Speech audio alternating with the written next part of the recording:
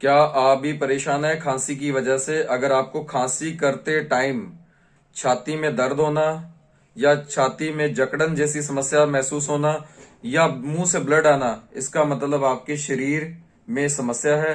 छाती के अंदर आपको कफ है और कफ की वजह से आपको ये समस्या आ रही है। इसका सिर्फ एक ही समाधान है।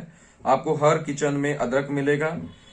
अदरक का रस निकालो और उसके 2 चम्मच अदरक के रस और 2 चम्मच शहद मिला के सुबह शाम दोपहर दिन में 3 टाइम नियमित रूप से इसका इस्तेमाल करो। 3-4 दिन के अंदर आपकी समस्या बिल्कुल जड़ से ठीक हो जाएगी।